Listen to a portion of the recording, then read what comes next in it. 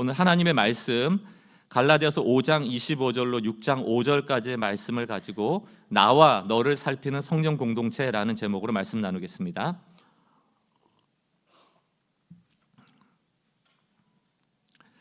갈라디아서 5장 25절로 6절 5절까지 한 절씩 교독하고 마지막 절 같이 읽겠습니다. 제가 먼저 5장 25절 읽겠습니다. 만일 우리가 성령으로 살면 또한 성령으로 행할지니 헛된 영광을 구하여 서로 노엽게 하거나 형제들아 사람이 만일 무슨 범죄한 일이 드러나거든 신령한 너희는 온유한 심령으로 그러한 자를 바로잡고 너 자신을 살펴보아 너도 시험을 받을까 두려워하라. 너희가 짐을 서로 지라. 그리하여 그리스도의 법을 성취하라. 만일 누가 아무것도 되지 못하고 된 줄로 생각하면 스스로 속임이라. 각각 자기의 일을 살피라. 그리하면 자랑할 것이 자기에게는 있어도 남에게는 있지 아니하리니. 함께 읽습니다. 각각 자기의 짐을 질 것이라. 아멘. 살면서 자기 자신을 잘 아는 게 매우 중요한 것 같습니다. 이게 인간관계에서도 나의 장점과 나의 단점을 잘 알아야 될 때가 많아요. 이 장점과 단점을 모르면 이 관계에서도 어려움이 생기곤 합니다. 그래서 때로 이제 리더가 참 중요한데 내 장점과 내 단점을 스스로 모를 때 좀 신뢰할 만한 리더가 그런 것들을 좀 알려주고 단점을 고칠 수 있도록 도와주고 그런 측면에서 좋은 리더를 만나는 것은 참 복이라고 할 수 있죠. 제가 이제 요 근래 영화를 보지는 않았지만 이 쇼츠 같은 데 뜨더라고요. 떠서 그 배구 관련된 스포츠 영화인데 한 번도 우승을 못한 팀을 맡은 감독 이야기인 것 같아요. 그 결론은 어떻게 되는지 모르겠습니다. 뭐 몇 승을 했는지는 모르겠는데 그 간단한 영상에서 나왔던 그 내용이 참 공감이 됐습니다. 그게 뭐냐면 맨날 지는 배구팀인 것 같아요. 근데 이 감독이 그 배구 팀원들한테 이런 얘기를 합니다. 너희가 어떤 선수인지를 알면 1승은 아니라 100승도 할 수 있어. 다시 말하면 이 사람의 장점과 단점에 맞춰서 포지션을 바꿔주면 재배치하면 언제나 승리할 수 있는데 패배하는 이유는 너희가 어떤 선수인지 너희가 어떤 장점인지 단점인지 모르기 때문이란 얘기예요. 참 맞는 말 아닙니까? 지피지기. 나를 알면 100점 불패라는 거 안 지고 100점 100승 이길 수 있다는 얘기 아닙니까? 이게 신앙생활에서도 똑같이 적용됩니다. 우리가 누군 줄 알아야 돼요. 우리의 정체성에 대해서 분명한 사람이 바른 행동을 합니다. 이런 말이 있어요. 우리의 정체성이 우리의 행동을 결정한다. 우린 반대로 생각해요. 우리가 뭘 하는지에 따라서 우리의 정체성을 확인하려고 하거든요. 그게 아니고 신앙생활은 정체성이 우리 행동을 만들어내요. 그런 의미에서 신앙인들은 doing이 중요한 게 아니고 being이 중요합니다. 우리가 어떠한 존재인가. 정체성은 뭐예요? 안 바뀌어요. 우리가 어떤 행위를 하던 안 바뀌는 게 정체성입니다. 내가 하나님의 은혜로 자녀된 거 안 바뀌어요. 우리가 예수의 제자로 부름받은 거 안 바뀝니다. 우리 안에 성령의 성전으로 우리가 성령의 통치받고 있는 거 안 바뀌어요. 이게 우리의 정체성입니다. 아버지의 재산을 상속분으로 미리 받고 떠났다가 허랑방탕하여 다 소비하고 온 탕자, 그렇게 행동해도 아들이에요. 정체성은 안 바뀌는 겁니다. 그래서 우리의 변하지 않는 정체성을 아는 게 너무너무 중요한 거예요. 이걸 모르면 우리는 행함으로 이걸 증명해내려 하다 실패하고 맙니다. 지난 주일 또 지난 송구영신 예배 때 우리 열매 맺자, 성령의 열매 맺자 이런 이야기를 좀 강조했습니다. 근데 여러분 이걸 기억하셔야 돼요. 열매는 스스로 열매를 맺을 수가 없어요.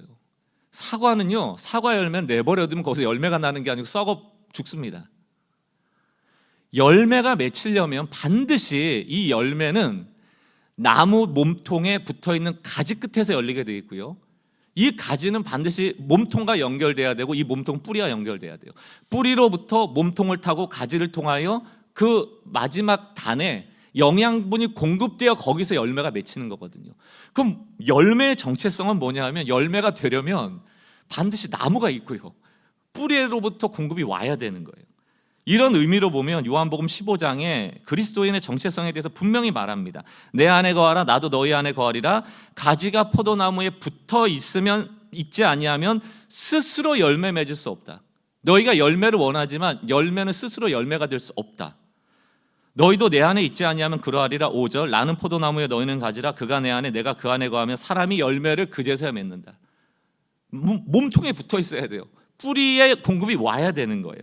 나를 떠나서는, 열매로 혼자 덩그러니 있어서는 너희는 아무것도 할 수 없다. 썩어 죽는다. 사랑하는 성도 여러분, 여기 모인 우리 성도들은 다 달라요. 생김새도 다르고 성별도 다르고 나이도 다르고 키도 다르고 자라온 환경도 다르고 신앙의 배경도 다르고 다 다릅니다. 근데 여기 모여있는 우리가 똑같은 공통된 정체성이 있습니다. 그게 뭘까요?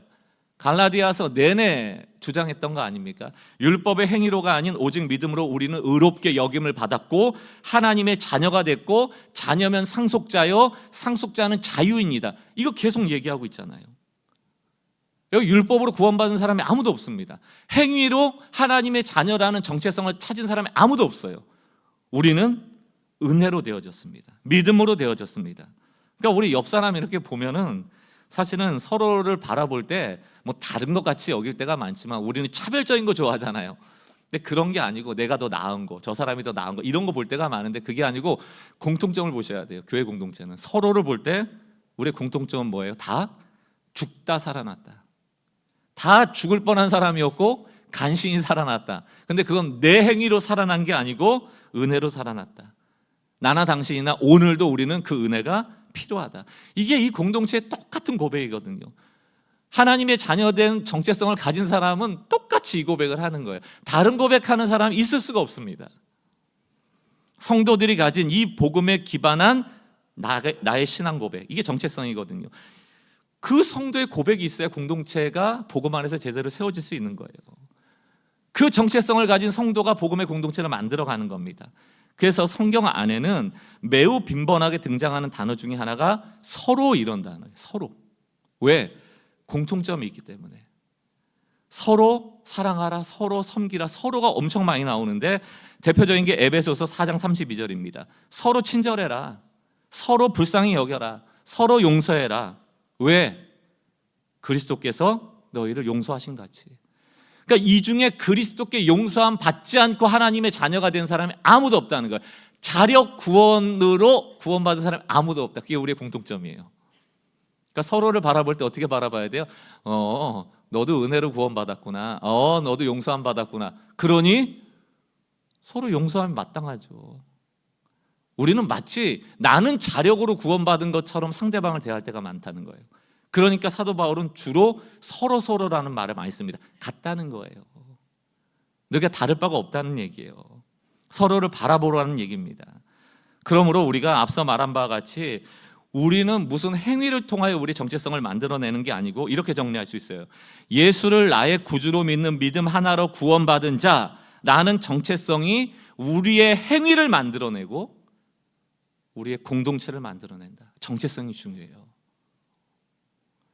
지금 우리가 갈라디아서 마지막을 향해 갑니다. 다음 주면 이제 맞춰질 텐데 지금까지 갈라디아서를 통한 우리의 정체성은 세 가지의 키워드로 정리할 수 있습니다. 하나는 뭡니까? 자녀야 하나님의, 자녀면 상속자야, 그리고 너희는 율법에 속박되어서 몽학 선생에게 매여 있는 자가 아니고 자녀이므로 자유인이야, 이렇게 말하고 있거든요.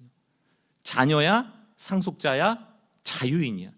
그래서 갈라디아서의 주제가 뭡니까? 이렇게 얘기하면 복음과 자유예요. 복음이 우리에게 뭘 줍니까? 자녀됨과 상속자를 주거든요.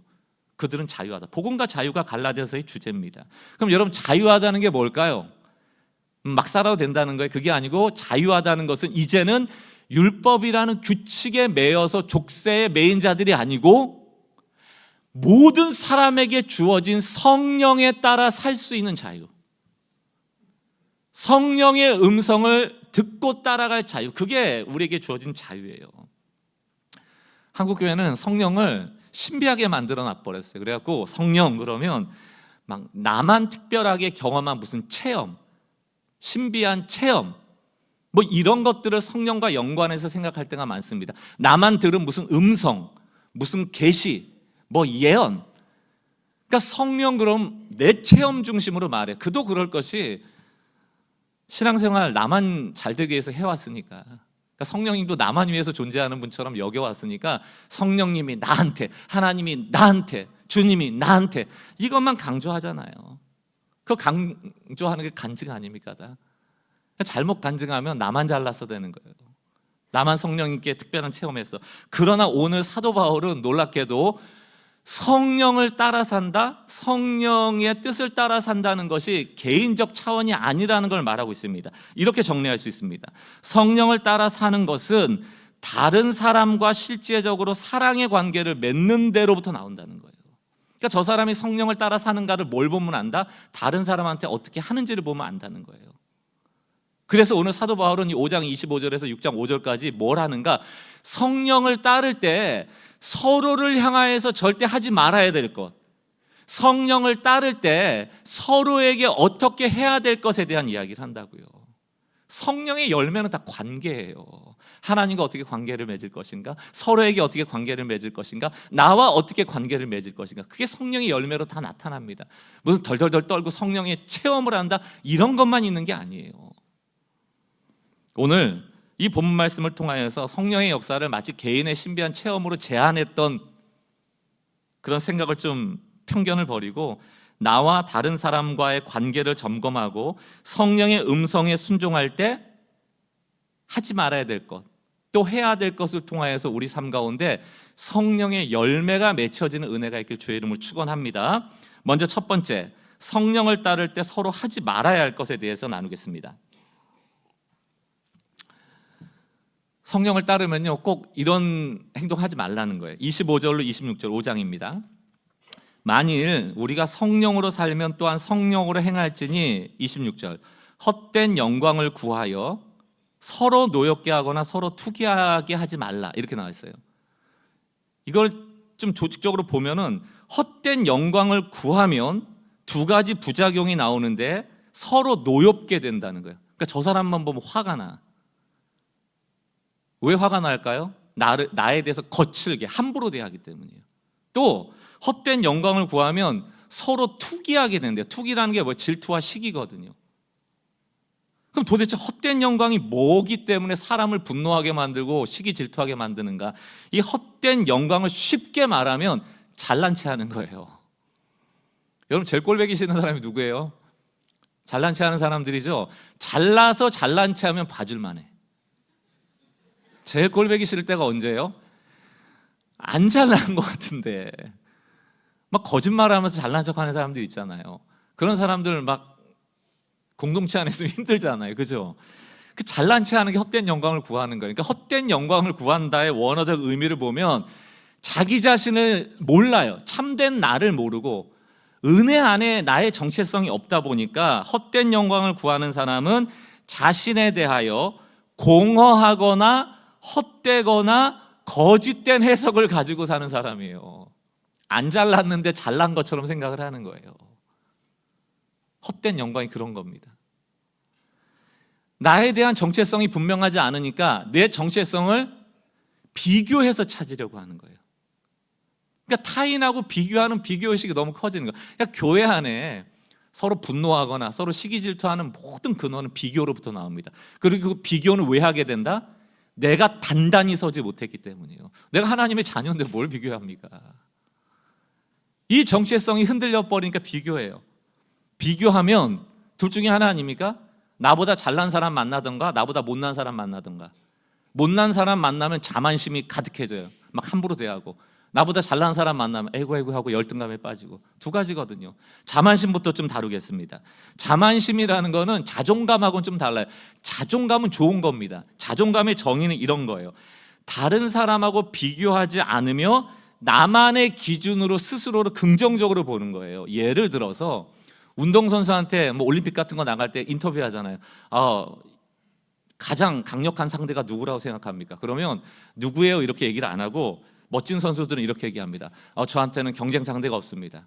제가 경쟁 상대입니다. 이런 얘기하잖아요. 나의 경쟁 상대는 납니다. 저는 나를 뛰어넘을 겁니다. 이게 자존감이에요. 나만 보고 하겠다는 거예요. 나를 뛰어넘어 보겠다는 거예요.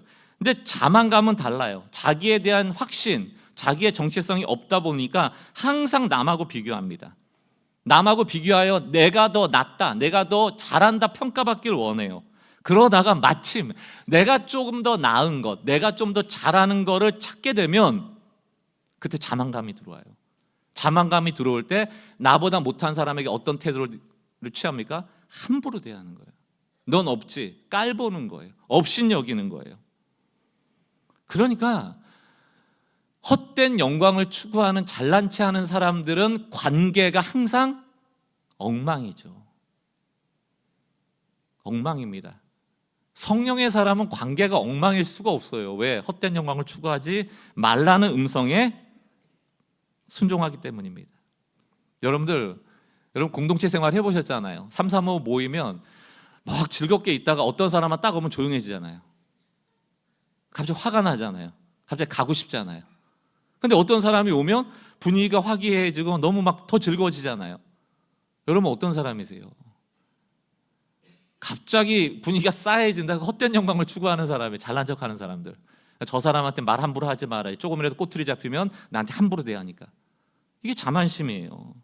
반대로 이 자만심 있던 사람이 남하고 하다가 나보다 더 잘난 사람을 만나버리면 어떻게 생각합니까? 운맥이지고 이러고 열등감에 빠져버리는 거예요. 그리고 투기가 나옵니다. 질투와 시기. 여기서 투기라는 단어의 의미는 이런 거예요. 다른 사람이 정당하게 가진 것에 대하여 그게 없어지기를 바라는 마음. 복음은 축복하는 건데, 남이 잘 되기 바라는 건데, 비교하는 사람은 자기보다 더 많은 것을 가진 사람에 대하여 투기심이 나와서 그게 없어지기를 바라는 거예요. 망해라.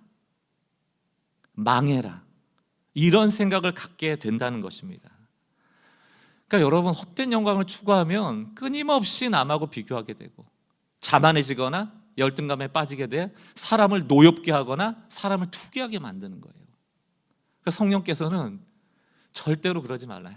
해서는 안 되는 게 바로 헛된 영광 추구하는 거다. 왜 헛된 영광 추구합니까? 정체성이 없어서 그래요. 사랑하는 성도 여러분, 우리 하나님의 자녀입니다.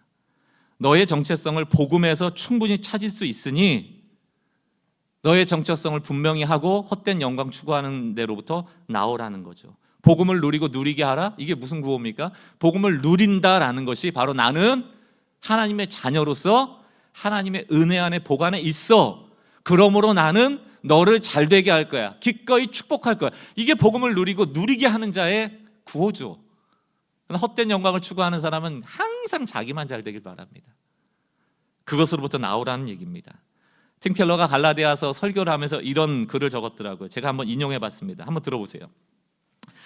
그 사람이 나를 어떻게 생각하는지는 이제는 더 이상 중요하지 않습니다. 목사님이 나를 어떻게 생각할까? 저분이 어떻게 생각할까? 내가 이 얘기했는데 어떻게 생각할까? 관심 없어요, 여러분. 집에 가서 막 크크크 앓으면서 상상의 나래를 펴면서 자만심에 빠졌다, 열등감에 빠졌다, 그러지 말라는 거예요. 그 사람의 인정이 아니라 나는 이제 그리스도께 인정을 받은 사람입니다. 그리스도의 인정이 곧 나의 의요, 나의 정체성이요, 나의 의미입니다. 그럼 여러분, 하나님이 지금 여러분을 인정해 주세요, 안 인정해 주세요? 인정해 주셨잖아요. 나의 자녀라. 자녀면 상속자요. 너는 자유인이라. 말씀 믿는 대로 그대로 다 여러분 소유하셨잖아요. 근데 뭐에 목마르시냐는 거죠. 성령께서 말씀하십니다. 헛된 영광 추구하지 말고 너의 정체성을 분명히 잡으라는 거예요. 옆 사람하고 한번 인사하실래요? 아, 당신도 하나님의 자녀군요. 한번 해보세요. 아를 좀 따라하기가 그렇죠. 나도 하나님의 자녀입니다. 요 좀 옛날 사람들은 쌤 같은 거예요. 그 사람 인정해 준다고 더 나은 사람이 되는 것도 아니고, 아니라고 해서 덜한 사람이 되는 것도 아닙니다. 우리는 하나님의 자녀다. 복음을 누리는 자다. 누리게 할 소명 있는 자다. 이렇게 믿으시면 됩니다. 두 번째는 성령을 따를 때 하지 말아야 될 게 헛된 영광 추구하는 것이라면 이제 해야 될 거는 뭐냐? 서로의 짐을 지는 것. 서로에게 해야 될 게 서로의 짐을 지고 자기의 짐을 지는 건데, 해야 될 것을 알기 위해서는 이 짐에 대한 두 가지 다른 종류의 짐을 이해할 필요가 있습니다. 갈라디아서 6장 2절과 5절에 보면 짐이라는 단어가 나와요. 한번 읽어볼게요. 2절부터 있습니다. 여러분은 서로 남의 짐을 져주십시오. 아, 남의 짐. 그렇게 하면 여러분이 그리스도의 법을 성취할 겁니다. 그리스도의 법의 핵심은 뭐예요? 사랑하는 거죠. 사랑을 이루는 거는 남의 짐을 져주는 거래요. 이렇게 2절 말하고 있고 5절로 넘어와 보니까 이번엔 조금 반대되는 개념 같은데, 사람은 각각 자기 몫의 짐을 져야 됩니다. 이렇게 돼 있어요. 그러니까 두 가지 짐이 있죠. 남의 짐도 져야 되고 내 짐도 져야 되고. 근데 여기에 짐이라는 용어가 원어가 달라요. 서로의 짐, 남의 짐을 지라 할 때 이 짐은요, 바로스라고 무거운 짐입니다. 그러니까 나 혼자 들 수 없는 짐이기 때문에 공동체가 나눠줘야 돼요. 안 나눠주면 그 무게에 짓누르게 돼요. 반면 5절에 각자에게 주어진 짐의 원어는 포르티온이라고 본인이 가지고 다닐 수 있는 가벼운 짐이에요. 그러니까 우리 인생에는 몇 가지 짐이 있다, 두 가지 짐이 있어요. 하나는 서로 져줘야 될 짐이 있고, 또 하나는 내가 져야 될 짐이 있다는 얘기입니다.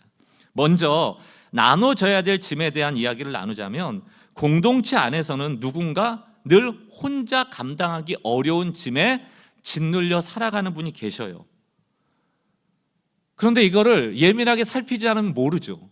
그러니까 성령께서 오늘 말씀하실 때 성령을 따라 산다는 것의 의미는 서로에게 혹시 무거운 짐이 있지 않는가를 면밀히 살피라는 뜻이에요. 그러니까 성령을 따라 산다는 게 떨고 혼자 은혜 받고 막 체험하고 이게 아니고, 저 사람 혹시 힘들지 않나, 그거 살피라는 얘기예요. 성령이 그거 원하신다는 겁니다. 성령을 따라 산다는 것은 다른 사람한테 관심을 갖는 거고, 그 사람이 혹시 무거운 짐이 있으면 그 짐을 다 내가 질 수는 없잖아요. 한 덩어리라도 떼어오는 거죠. 덜 무거워질 수 있도록. 한국교회는 이 믿음을 좀 극단적으로 강조를 많이 합니다. 그러니까 막 불굴의 의지를 가지고 어떤 어려움도 헤쳐나가야 된다, 이걸 믿음이라고 생각할 때가 많아요. 그러니까 도움을 주려고 해도 믿음으로 이겨야 된다고. 그것도 교만이에요. 그것도 교만이라고요. 성경을 보면 우리 모두는 나눠야 될 짐도 있는 거예요. 그러니까 도와달라고 그래야 돼요. 기도해달라고 그래야 돼요. 우리가 그 짐을 다 가져올 수는 없지만, 우리가 저 사람에게 복을 줄 수는 없지만 축복할 수는 있어요. 하나님께 중보기도 할 수도 있고, 복을 빌어줄 수도 있고, 재정적으로 도와줄 수도 있고, 경청하여 그 사람의 짐을 덜어줄 수도 있고, 방법은 다양하게 있습니다. 그래서 하나님이 우리가 뭐 다 질질만 있으면 굳이 왜 도와주세요? 그런데 하나님 성경에서 뭐라고 말씀하세요? 우리에게 무거운 짐이 있기 때문에 내가 너를 홀로 두지 않을 거야. 하나님도 함께 한다고 그러고, 하나님이 함께 하는 게 우리 안 느껴질 때가 많잖아요. 안 보이시잖아요. 사람을 통해서도 일하신다고요. 시편 55편 22절 말씀 우리 같이 한번 읽어보겠습니다. 시작. 의인의 요동함을 영원히 허락하지 아니하시려다. 이거 믿으십니까? 근데 안 맡겨요. 믿음이 마치 내가 다 해결해야 되는 것처럼 안 맡겨요. 옛날에 그 목사님이, 어르신이죠, 늘 목욕탕 가면 맡기지 않은 짐은 책임지지 않습니다. 이걸 가지고 이 설교할 때마다 늘 예화를 쓰셨거든요. 맡기지 않은 짐은 책임지지 않습니다. 맡겨야 돼요. 우리에겐 나눌 짐이 있다는 얘기입니다. 그런데 하나님께만 맡기는 게 아니고, 하나님만 우리의 위로가 되는 게 아니고, 고린도후서 7장 5절 6절을 보면 사도 바울이 전도여행 가다가 어려움을 만났습니다. 우리가 마게도냐에 이르렀을 때에도 우리 육체가 편하지 못했고 힘들고, 사방으로 환난을 당하여 밖으로는 다투고 있고 안으로는 두려움이 있고. 6절, 그러나 낙심한 자들을 위로하시는 하나님이 짠 나타나셨다? 아니에요. 사람이 나타납니다. 디도를 통하여 위로하시는 거예요. 사도 바울에게 늘 위로자는 디도였거든요. 디도가 온 거예요. 여러분, 우리가 손 한번 잡아주고요, 기도해 줄게, 축복해 주고요, 하나님이 아실 거야, 얼마나 힘들어, 이 위로 한마디에 울컥 눈물이 쏟아지고 마음이 해소되는 게 인간입니다. 왜? 우리에겐 나눠야 될 짐이 있기 때문이에요. 알아줘야 됩니다. 그러기 위해서는 면밀히 살펴야죠. 여러분, 서로 무거운 짐을 지지 않으려는 것도 성령을 따르지 않는 것이 되고요, 반대로 그 무거운 짐을 나 혼자 질 수 있다라고 내놓지 않는 것 역시 성령을 따르지 않는 게 될 수가 있어요.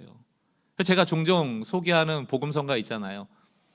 사랑을 줄 수 없을 만큼 가난한 자도 없고요, 누구 좀 도와주라 그러면 내 코가 석자야, 나 거기 신경 쓸 여력이 없어. 그 성령님이 기뻐하시지 않는 거예요. 줄 수 있다는 겁니다. 사랑을 줄 수 없을 만큼 가난한 자도 없고, 반대로 사랑을 받지 않아도 될 만큼 부요한 자도 없다. 이게 공동체입니다. 우리는 모두에게 나눠야 될 짐이 있어요. 특히 약점을 봤을 때, 범죄한 사실을 알았을 때, 이럴 때 헛된 영광을 추구하는 사람이 이 공동체에 많잖아요. 그런 사람은 자만심을 추구한다고 그랬죠. 비교한다고 그랬죠. 이 사람은 약점이 잡혔네, 이 사람 이런 죄를 졌네. 그거 아는 순간 헛된 영광을 취하는 사람들, 잘난 체하는 사람들은 그걸 약점을 탁 잡아요. 그리고 함부로 대합니다. 질책하고요, 막 뭐라 하고요. 그러나 그것은 성령께서 원하시는 방법이 아니에요. 공동체는 그 죄의 짐도, 그 약점도 함께 지도록 성령께서 말씀하십니다. 갈라디아서 6장 1절을 보세요. 형제들아, 사람이 만일 무슨 범죄한 일이 드러나거든 신령한 너희는, 신령하다는 게 뭐예요? 막 기도 많이 하고 손 떨고 막 입신하고 이런 거예요. 여기서 신령한 사람들이라는 뜻은 앞에 갈라디아서 5장에서 말하는 성령을 따르는 사람은, 성령의 음성을 듣는 사람은, 성령이 기뻐하시는 일을 하는 사람은, 그 뒤가 중요해요. 어떤 사람이라고요? 온유한 심령으로. 성령의 사람은 온유합니다. 성령의 사람은 극단적이거나 공격적이거나 나만 옳다 하거나 정죄하거나 거칠거나 함부로 대하지 않아요. 아무리 옳은 얘기도 온유합니다. 신령한 너희는 온유한 심령으로 어떻게 하라고요? 그러한 자, 범죄나 약점이 있는 자를 바로 잡아주고, 여기서만 끝납니까? 너 자신도 살펴보아 너도 그 시험에 빠질 수 있으면 경계하라는 얘기예요. 이게 신령한 사람이에요. 성령의 사람은 온유합니다. 그리고 이 상황을 바로 잡을 뿐만이 아니고 나도 돌아보는 거예요. 성령을 따르지 않는 헛된 영광을 추구하는 사람, 꼬투리 잡혔어. 너 이거 했지? 나는 그거 안 했어. 넌 나쁜 놈이지? 나는 의로워. 앞으로 내 앞에서 고개 숙이고 다녀, 눈 깔고 다녀.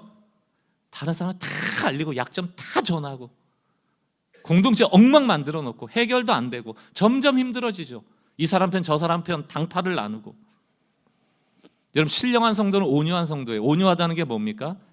따뜻하고 부드럽다는 뜻입니다. 그런데 성경에서 온유했다, 모세가 온유한 사람이었다 때 이 온유는 탁월한 본능을 얘기하지 않아요. 본성을 얘기하지 않습니다. 왜 성령의 열매에 온유가 들어갔겠어요? 그건 만들어지는 겁니다. 온유의 원어적 의미를 가장 그림 언어로 잘 설명하는 게 이런 거예요. 야생마를 길들였어요. 여러 말을 길들여 놓은 다음에 이 중에서 가장 준마, 가장 명마를 고르기 위해서는 물을 안 먹여요. 며칠 동안 물을 안 먹이고 냇가에 풀어놓는다는 겁니다. 그럼 그 말들이 물냄새를 맡고 냇가로 갔을 때 그 마시려는 순간 휘스를 부는 거예요, 주인이. 그때 돌아오는 말이 명마입니다. 이게 온유예요. 온유의 핵심은 참아내는 힘이에요. 견뎌내는 힘이고 내 본능을 절제하는 겁니다. 그래서 이걸 성령의 열매, 성령의 음성을 들음으로 내 본능을 참아내 부드럽고 따뜻해지는 거예요. 이게 온유한 사람입니다. 그 사람이 바로 신령한 사람이에요. 그 사람만이 이 공동체의 문제를, 그 사람의 약점을 바로잡는 사람이 되어집니다. 큰 소리치고 제 잘난 체하고 약점 잡아서 함부로 하는 사람은 절대 문제 해결 못해요. 그 사람은 성령의 사람이 아니라고 규정하셔야 됩니다. 성령의 열매가 안 보이면 성령의 사람이 아니에요. 로마서 15장 1절을 보십시오. 믿음이 강한 우리는 믿음이 약한 사람들의 약점을 돌봐줘야 합니다. 여기서 믿음이 강한 사람이 누구예요? 성령의 사람, 신령한 사람, 성령의 음성을 들을 줄 아는 사람. 그 사람은 약점을 감당해야 되고, 뒤에 뭐라고 되어 있습니까? 우리는 우리 좋을 대로 사는 사람이 아닙니다.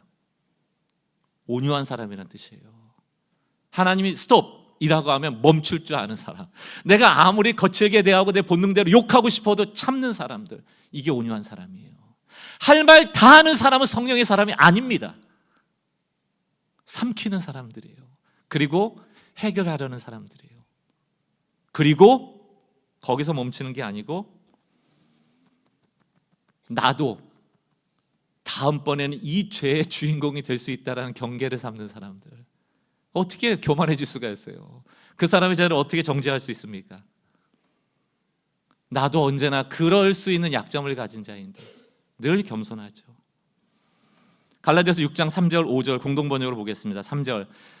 사실 아무것도 아닌 사람이 무엇이나 된 것처럼 생각한다면 그는 자신을 속이고 있는 겁니다. 자기 정체성을 모른다는 거예요. 이게 자기가 은혜로 하나님의 자녀된 걸 모르기 때문에 사실은 아무것도 아닌데, 나 아무것도 아닌데 잘난 척한다는 얘기예요.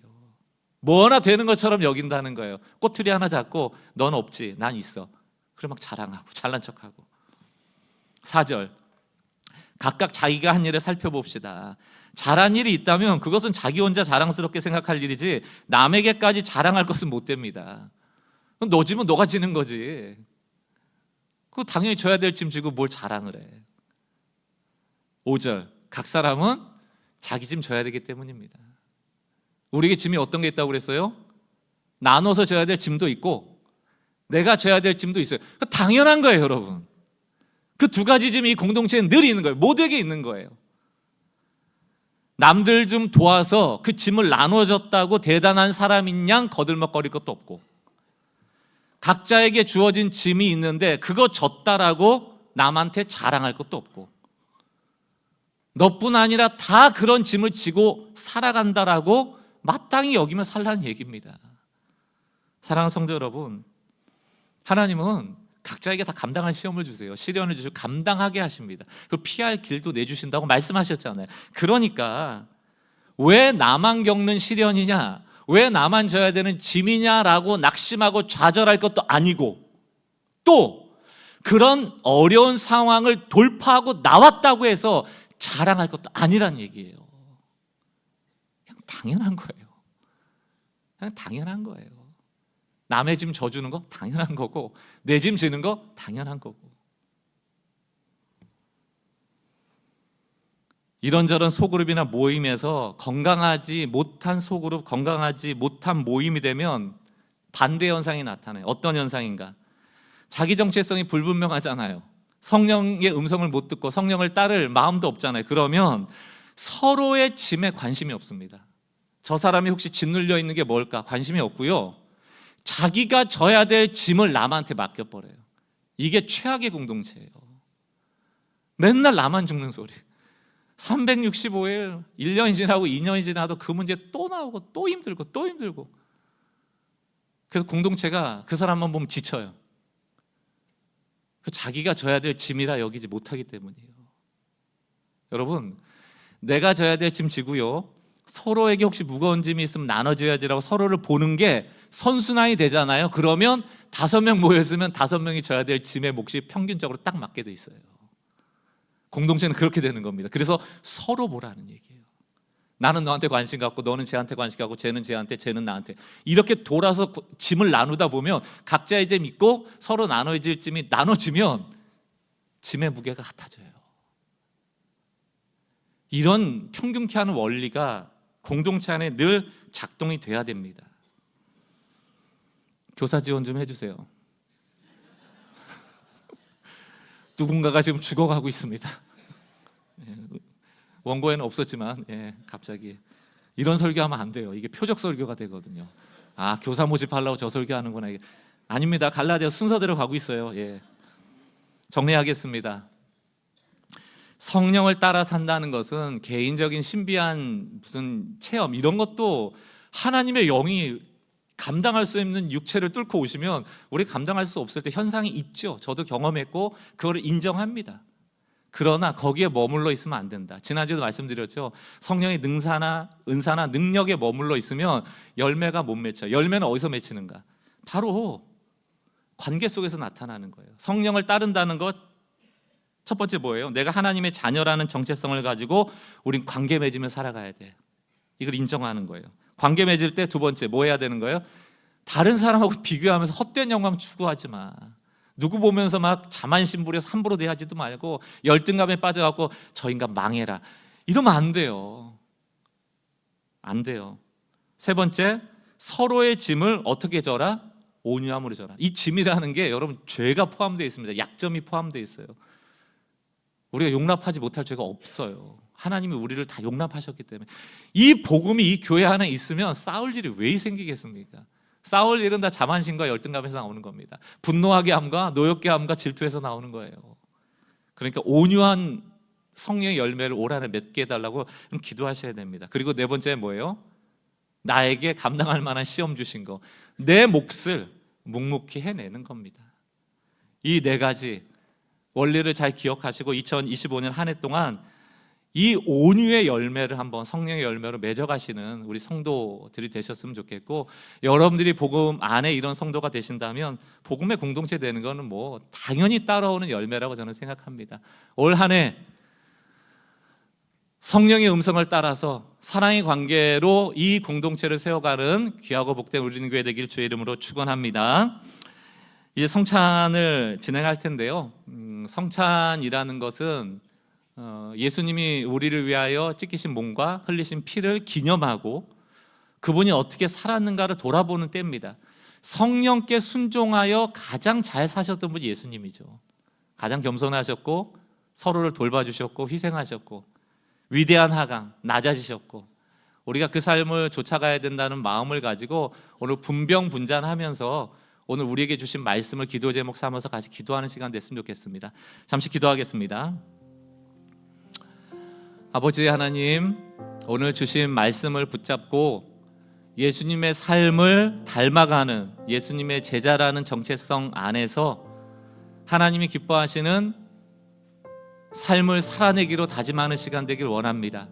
오늘 이 자리 가운데 주님 같이 찾아와 주셔서 주님이 어떻게 사셨고 또 어떤 삶을 원하시는지 친히 들려주셔서 성령의 음성을 좇아 사는 동안 우리 가운데 성령의 열매가, 특별히 온유함이, 참아내는 힘이 길러져 다른 사람에게 복음을 전하고 복음을 누리게 하고 다른 사람을 잘되게 하는 데 쓰임받는 한 해가 되도록 주님 인도하여 주시옵소서.